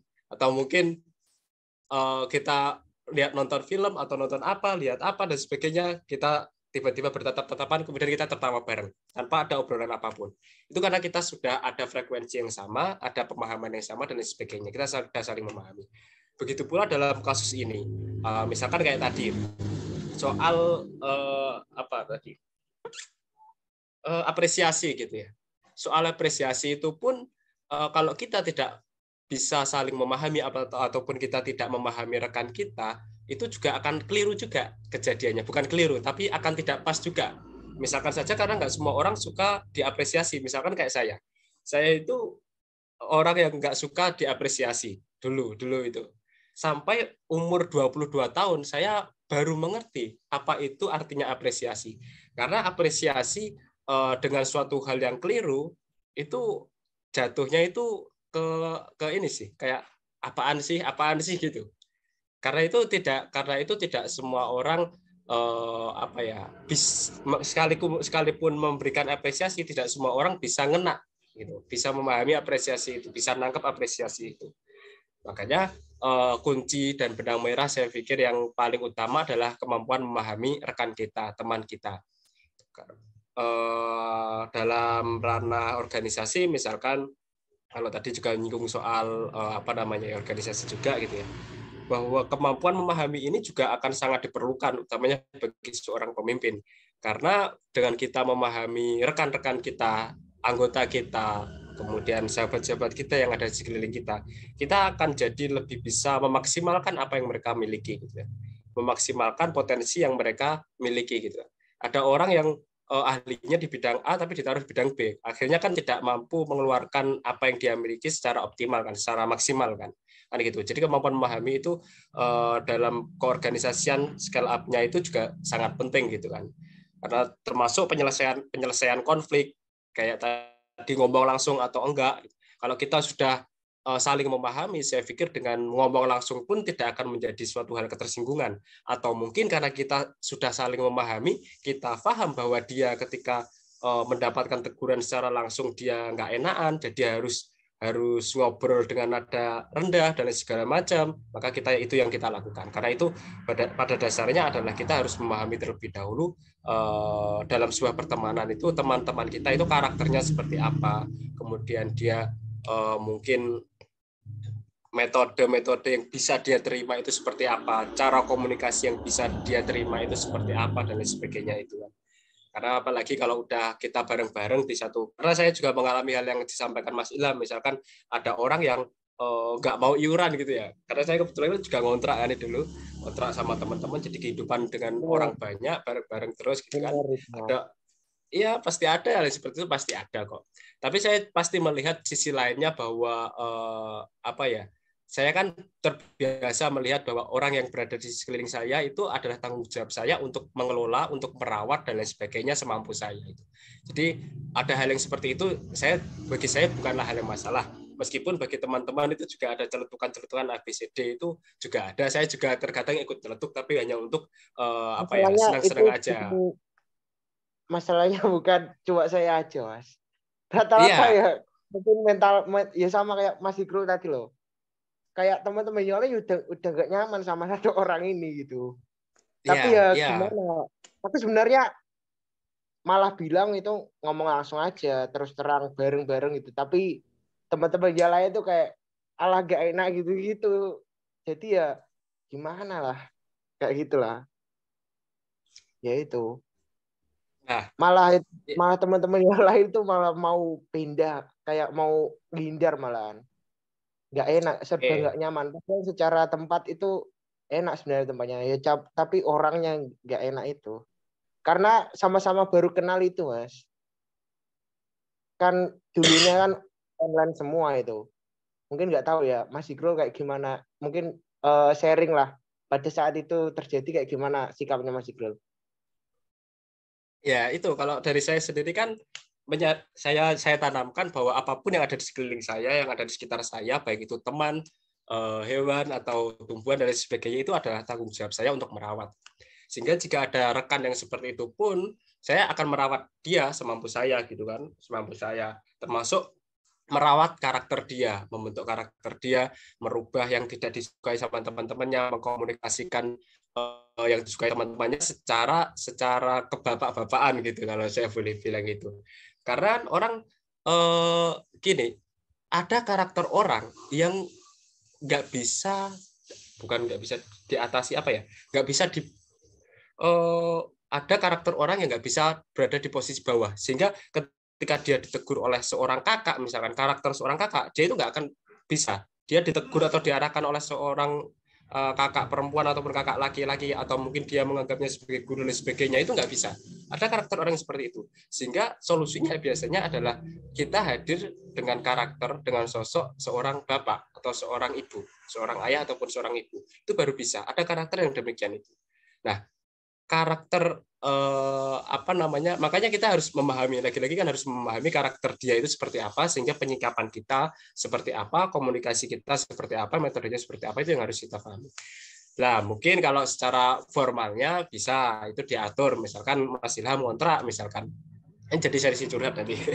Misalkan Mas Ilham kontrak gitu ya, buat aja rapat satu kontrakan atau mungkin satu kos-kosan gitu, buat peraturan, buat aturannya apa, iuran setiap berapa bulan sekali atau mungkin berapa minggu sekali, untuk apa, untuk kepentingan apa, keperluan apa dan sebagainya, jadwal piket dan lain sebagainya. Jadi distrukturkan, dibuat undang-undangnya, dibuat aturannya, biar mereka penghuninya di situ ikut aturan main di situ.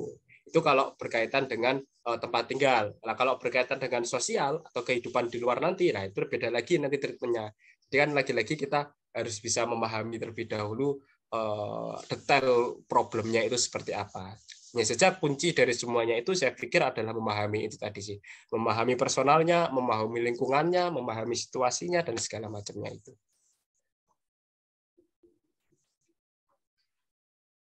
Itu sih kalau dari saya. Siap. Terima kasih, Mas.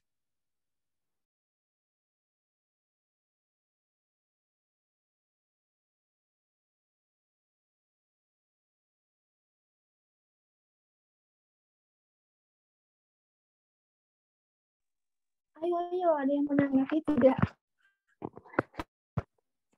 ini topik ini teman-teman sekalian.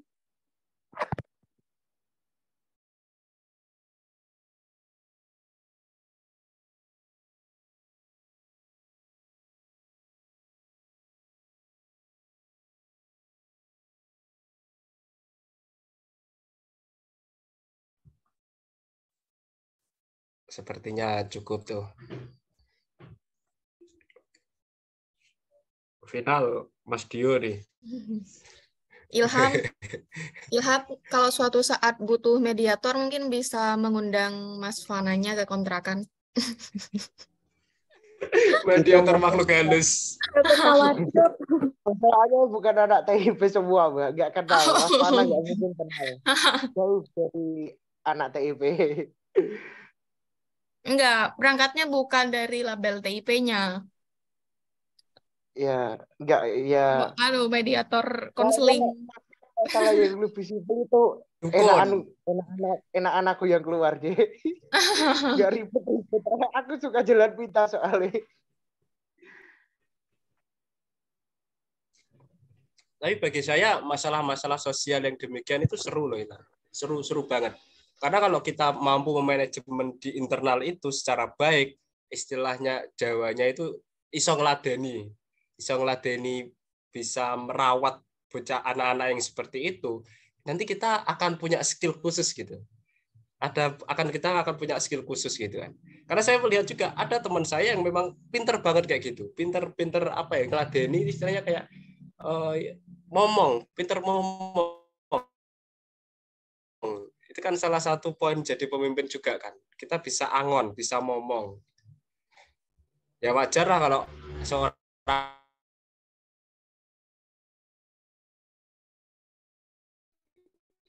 ya wajar lah, kita wajarkan saja kita orang tua gitu.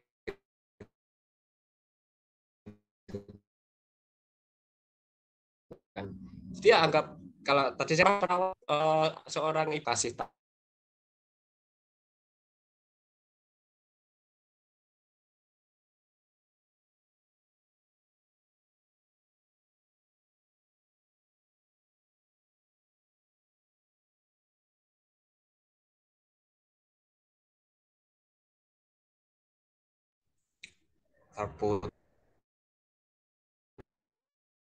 putus.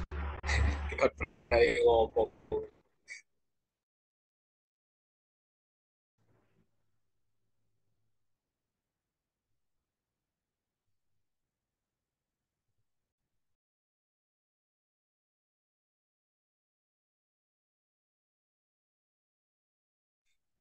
Ayo lanjut.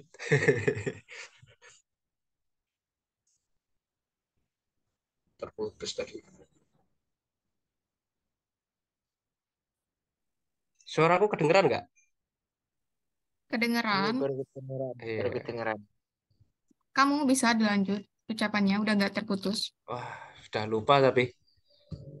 Waduh, jangan Mas, berharga itu. Diulangi dong, Mas. Enggak, ya contoh sederhana mungkin nih kita misalkan nama-nama Raja Jawa itu kan banyak yang misalkan kayak Mangkubumi gitu ya. Mangkubumi itu kan kayak mangku itu kan kayak apa ya? Mangku itu apa, mangku bahasa Indonesianya itu? Memangku. Iya, mangku intinya kan. Memangku. Ya, itu kan bisa kita ibaratkan itu kan Mangkubumi itu kan artinya ya orang yang kita mangku apa memangku ya, apa istilahnya tuh? Iya, memangku bahasa Indonesianya. Memangku ya, oke. Lah itu kan memangku bumi itu kan artinya kan bumi itu berada di atas pahanya orang yang memangku itu tadi kan. Artinya bumi itu posisinya lebih kecil daripada orang yang memangku. Yang dipangku lebih kecil dari yang memangku. Artinya yang lebih besar mempunyai tugas merawat yang lebih kecil gitu kan. Diibaratkan bumi itu adalah anak yang dipangku oleh seorang ibu gitu kan. Ya lumrahnya seorang ibu ketika merawat anak itu ya lumrahnya ibu, teman-teman, tanpa harus disampaikan sudah tahu sendirilah bagaimana kasih sayang seorang ibu gitu kan. Dan kita sebagai anak juga mungkin sekarang teman-teman sudah besar menyadari dengan betul bagaimana tingkah laku anak kecil itu seperti apa. Ya teman-teman sekitar kita barangkali misalkan teman-teman memposisikan diri sebagai pemimpin melihat yang lain ya seperti itu. Gitu ya. Jadi ada yang polanya atau ada yang tingkahnya beragam, ada yang tingkahnya kadang sesuai jalur, kadang baik, kadang juga nyelentak apa istilahnya kok pakai. Kadang juga ada yang belok kanan belok kiri, kadang juga apa namanya, kalian suapin makan, kalian suapin aja itu apa namanya, mohon untuk tidak chat secara privat ya. Ya, misalkan makan kalian suapin, itu kan kalau seorang anak, itu kan juga kadang juga aneh-aneh, juga neko-neko, yang geleng-geleng, yang dimuntahin, dan berbagai macam. Padahal makan itu kan kebutuhannya mereka gitu. Sama kayak gitu, teman kita, apa yang kita berikan kepada mereka, apa yang kita tuturkan kepada mereka, itu adalah kebutuhan mereka agar dapat diterima oleh masyarakat, agar bisa diterima oleh sosialnya, agar bisa diterima oleh rekan-rekannya. Apa yang kita sampaikan itu mereka dia butuhkan. Tapi yang namanya anak ya nggak selalu langsung ditelan gitu kan. Kadang dibuat mainan dulu, digeleng-gelengin itu tadi dan lain sebagainya. Maka kalau kita menempatkan diri sebagai pemimpin ya harus ada kesabaran itu tadi, memahami, sabar, lagi-lagi adalah merawat itu tadi sih. Itu sih bagi saya. Jadi nanti treatment-treatmentnya nanti ya lebih lanjutnya beda-beda, beragam, tergantung detail masalahnya nanti kan.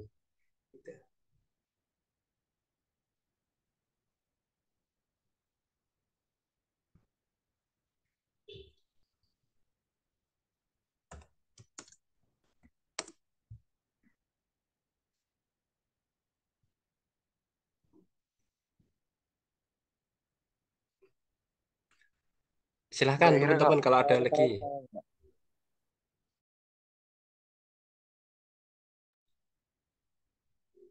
Kak Dio, masih ada 15 menit Kak Dio.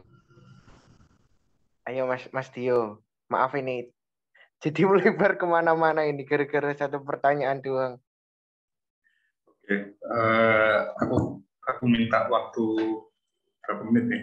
Jumlah adalah cepat aja, yang penting padat. Jadi yang sebagaimana yang aku tadi sampaikan tentang etika dalam berkomunikasi, etika dalam membuat suatu gebrakan sosial gitu ya istilahnya, sehingga tidak ada apa namanya, tidak ada yang semua orang itu bisa mengekspresikan otentisitas dirinya, keaslian dirinya. Nah ini aku baca satu buku Subkultur Punk, itu karyanya Dick Hebdige. Ini terjemahan dari bahasa Inggris, jadi ini bahasa Indonesia, kurang lebih gini isinya. Jadi subkultur punk ini membahas satu fenomena kebudayaan di Inggris terutama pada sekitar tahun 1960-an sampai 1980-an dan menyoroti ada tiga kelompok, namanya kelompok mod, kelompok Teddy Boys, sama kelompok punk. Nah, itu mereka tiga kelompok ini membuat suatu gebrakan budaya, gitu, mengkomunikasikan cara mereka tidak setuju terhadap suatu kultur yang sedang berkembang di masyarakat, itu dengan membentuk suatu budaya sendiri, budaya berpakaian, budaya fashion. Nah, di sini tiga kelompok yang saya sebutkan tadi itu berupaya untuk membuat diri mereka itu nyaman ketika pada tahun 1960-an, dari periode 1960-an sampai 1980-an itu masyarakat Inggris pada saat itu terjebak pada budaya indie barat yang dipelopori oleh Amerika. Budayanya yang pop pada saat itu yang populer pada saat itu heavy metal, yaitu rock. Nah, itu sangat menjamur di masyarakat Inggris, sehingga ketika mereka yang nggak setuju dengan gaya fashion ala heavy metal kemudian rock itu pada saat itu justru dianggap nggak normal di mata masyarakat Inggris, sehingga mereka yang berada di dalam tiga kelompok itu tadi pada mulanya merasa nggak nyaman loh. Aku punya caraku sendiri dalam berekspresi. Kenapa kamu kok membatasi seperti itu? Nah, kemudian disinilah muncul sebuah gebrakan yang ini nggak disebutin siapa yang menginisiasi sebenarnya, nama per orangnya, pencetusnya siapa. Tapi yang jelas tiga kelompok tadi itu, Mott, Pang, sama Teddy Boyce itu tadi itu.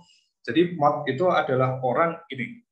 Nanti bisa dicari di Google kelompok Mott itu seperti apa. Kelompok Mott itu kurang lebih gambarannya mereka yang pakaiannya itu jadi agak ngaco sih.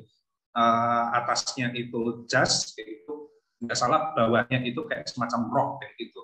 Nah, kemudian kalau yang Teddy Boyce itu yang pakaiannya itu murni kayak perlente banget kayak gitu. Nah, itu mereka oleh masyarakat Inggris ketika berpakaian itu di luar kayak gitu, berpakaian dengan seperti itu di luar, mereka justru diolok-olok kayak gitu. Termasuk media pada saat itu banyak menyoroti keberadaan kaum Pang, kaum Teddy Boyce sama kaum Mott itu dengan sinis kayak gitu tampaknya. Tapi yang anehnya di sini adalah ketika mereka membuat budaya itu begitu terasa aneh di masyarakat Inggris, maka media itu sendiri justru melihat suatu ketika awalnya media itu membuat olok-olokan terhadap tiga komunitas itu tadi, tiba-tiba mereka melihat satu sisi pasar yang cukup menarik kayak gitu untuk dipopulerkan kembali. Nah, disinilah kadang ketika ada satu konsekuensi di mana ketika kita membuat suatu budaya yang berbeda kayak gitu, maka memang kita harus bersiap-siap untuk menjadi pelopor atau agen perubahan itu sendiri. Nah, itu dia. Dan ini sebenarnya mungkin nilainya seperti ini. Aku pernah angkat ini dalam skripsiku dulu ketika aku dulu bahas tentang shitposting, meme gitu. Meme dulu itu kan sejarahnya itu kan kalau di Indonesia itu kurang lebih gini.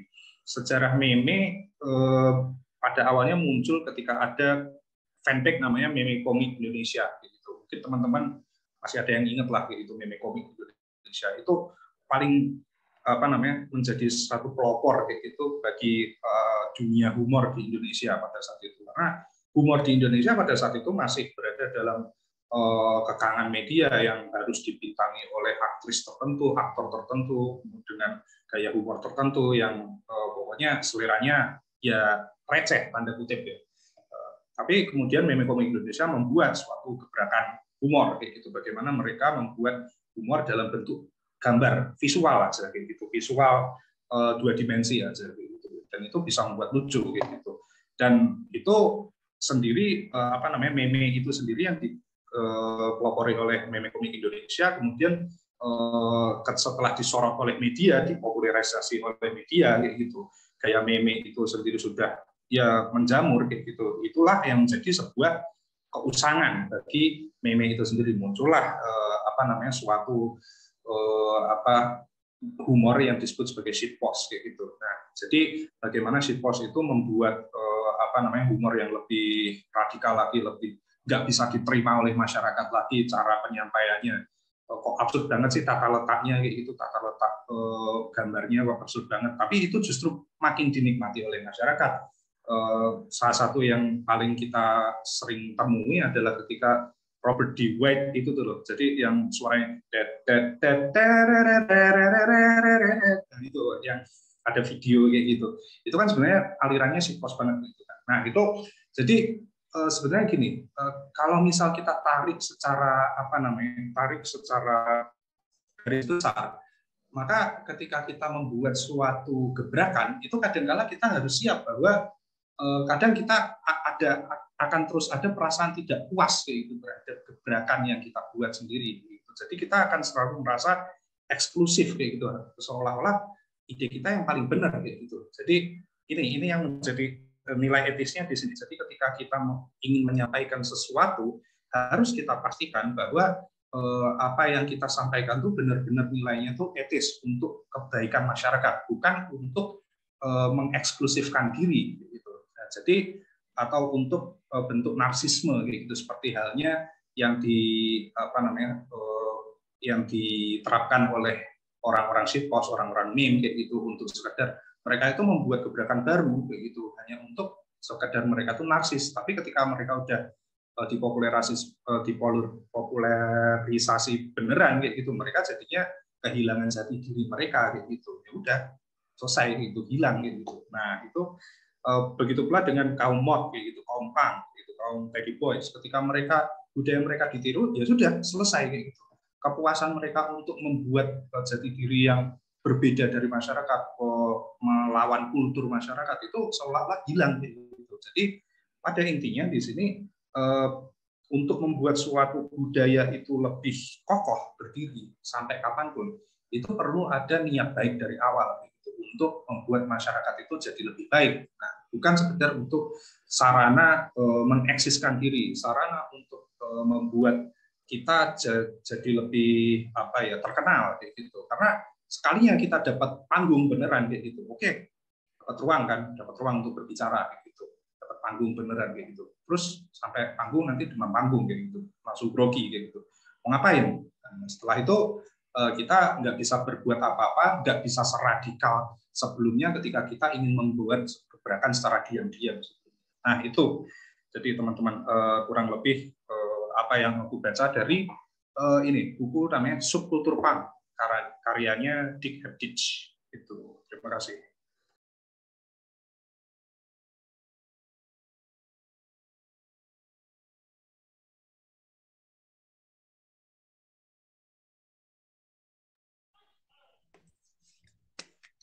Oke, sebenarnya yang disampaikan Mas Dio tadi nanti juga dari awal sih, dari teman-teman tadi ada yang cukup berkaitan dengan apa yang aku baca gitu ya. Tapi waktunya kayaknya udah nggak terlalu cukup nih kalau aku harus menyampaikan juga. Jadi mungkin bisa diskusi yang disampaikan Mas Dio. Ilham nih kayaknya mau ada pasti ada tanggapan nih kalau dari Ilham.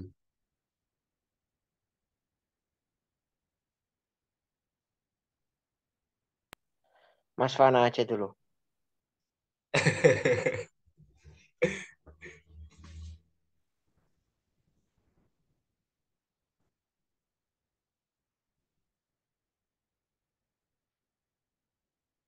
Dari teman-teman yang lain ada tanggapan untuk buku yang dibaca Mas Dio?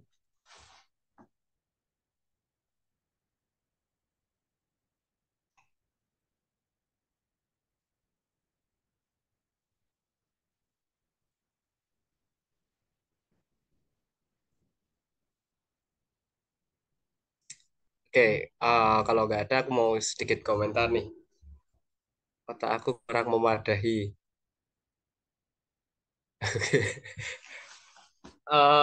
Ya, emang bacaannya Mas Dio itu berat-berat banget. Aku jadi juga itu apa namanya butuh tenaga ekstra buat memahami itu. Hanya saja satu nilai yang aku ambil dari apa yang disampaikan Mas Dio itu adalah sebuah perjuangan ketika kita harus melawan sebuah arus gitu. Itu yang banget aku dapat nilai yang banget aku dapat dari apa yang disampaikan Mas Dio. Jadi perjuangan kita ketika kita harus melawan arus eh, istilahnya kalau di bahasa Jawa kan ada babat ya, babat alas itu mesti angel gitu. Jadi yang namanya membabat hutan itu pasti susah, apalagi kalau dalam segi sosial di sini kita artinya melawan arus, melawan kebiasaan, melawan budaya yang sudah ada, melawan budaya yang mungkin bahkan mungkin sudah menjadi keyakinan gitu ya bagi masyarakat, dan kita mau melawan itu pasti apa namanya membutuhkan perjuangan yang berat gitu. Dan kalau kita membicarakan tadi Mas Dio sempat menyampaikan juga bahwa melalui meme-meme itu kalau tidak salah kutip gitu ya, mereka menyampaikan suatu hal yang radikal gitu ya, atau mungkin nanti bisa diperbaiki redaksinya gitu seperti apa. Nah, itu berkaitan juga dengan apa yang saya baca sebenarnya pada kali ini, yaitu tentang Islam Tuhan dan Islam manusia. Namanya itu pada bab 4 tentang akar ideologis radikalisme. Nah, di situ itu ada tiga faktor yang menyebabkan kenapa radikalisme itu bisa muncul, yaitu ada individu yang termarginalkan, kelompok yang memfasilitasi, serta ideologi yang membenarkan. ada 3 faktor itu, kemudian ada rentetannya nanti penjelasannya seperti apa. Nah, hanya saja yang saya soroti dari apa yang disampaikan Mas Dio adalah bahwa ketika kita mungkin di situ ada unsur apa ya, menunjukkan kita memprotes suatu hal secara atau membuat sebuah budaya baru gitu, di situ kan membuat sebuah budaya baru dan menyampaikannya secara radikal. Pada intinya adalah bahwa kita ingin eksis gitu kan. Kita ingin menunjukkan diri kepada publik, kita ingin membuat sebuah budaya baru kalau di situ ingin mengenalkan dari segala macam. Nah, salah satu cara agar kita mampu dengan cepat mengenalkan itu mungkin dengan berkampanye secara radikal itu tadi, entah melalui meme dan lain sebagainya itu tadi kan, atau melalui gambar-gambarnya yang mungkin posenya bukan pose tapi gambarnya yang gambar radikal dan segala macamnya itu. Tapi poin yang saya soroti adalah bahwa apa tadi saya lupa tadi, terputus, agak nggak fokus ya malam ini, sorry. Jadi poin yang ingin saya soroti adalah bahwa apa ya, relevansi antara kaum yang termarginalkan dengan tindakan radikalisme itu kayaknya kok lekat banget gitu. Dari apa yang disampaikan Mas Dio itu kan dia melawan arus kan. Apa yang dari suku apa tadi, bukan suku, dari golongan mod atau apa tadi itu kan dia kan melawan arus kebudayaan yang ada, arus sosial yang ada di situ kan. Sehingga kalau dia melawan arus, pastilah dia adalah dari kaum yang termarginalkan atau kaum yang terpinggirkan gitu.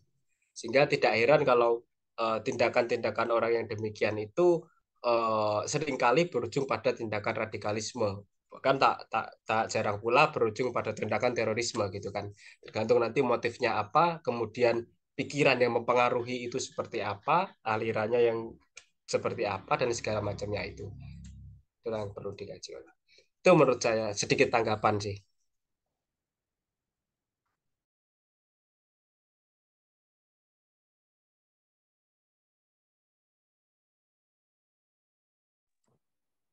Apakah ada teman-teman yang ingin menanggapi lagi?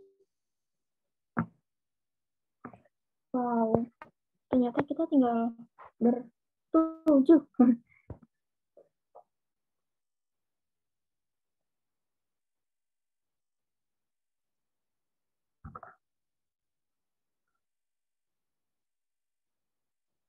Oke, teman-teman, kalau sekiranya tidak ada yang ingin menanggapi lagi, ini yakin ya, nggak ada yang menanggapi ya.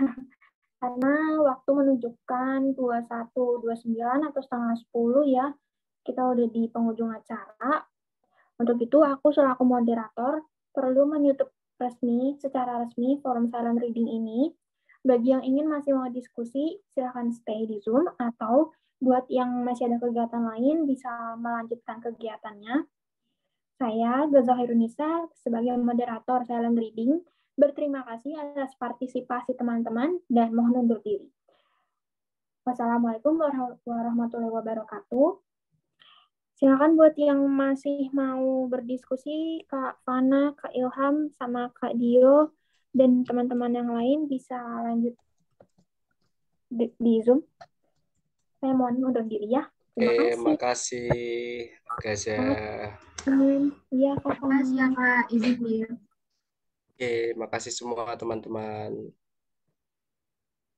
Terima kasih. Terima kasih semuanya. Makasih, Tiara.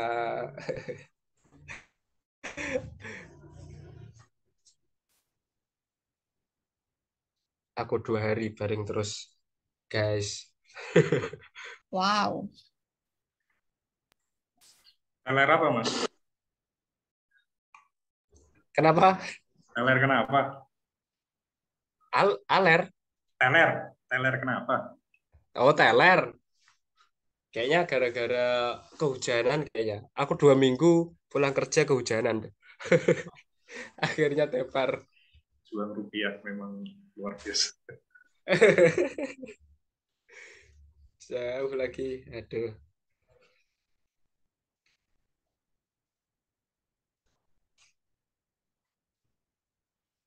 Repot kalau sakit tuh repot. Termasuk itu, Ilham. Masalah apa tadi saya bilang, merawat ya omongan.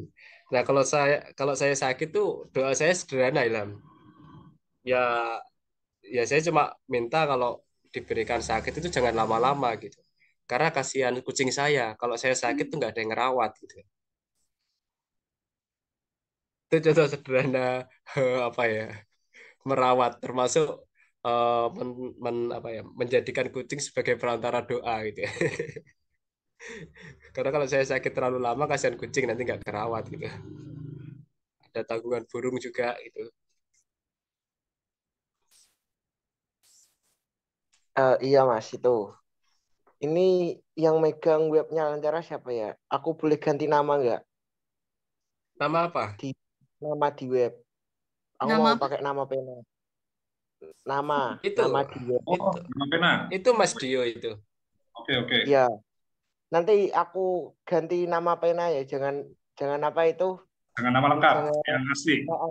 jangan nama asli.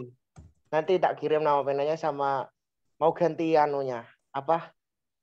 Quote-nya yang di bawah setelah tulisan itu. Yang gimana? Yang mana sih? Setelah tulisan. Oh, di tulisanmu yang kemarin tuh ya, Mas? Ya, Deskripsi kemarin kan diri itu kan. ya Mas kan minta deskripsi singkat gitu. Nanti tak kirim. Oke. Nama pena. Kamu udah ngirim juga ya, Mas? Kemarin tuh kayaknya ya. Nanti aku ganti sama tim redaksi sama Mbak Ira. Siap. Nanti sekalian itu apa? Sekalian mungkin beberapa ada sih. Mau ngirim tulisan sekalian sama tulisan yang baru aja ya. Oke, sip. Ayo, nulis yang banyak Ilham, biar Mas Dio kerjaannya nambah. Oh, Mas Ikro juga kok. Iya, biar pusing nggak apa-apa. Pusing untuk ada. Bagus kok, nggak apa-apa. Ira, ini masih kamu record, Ira. Oh ya, lupa. Stop recording.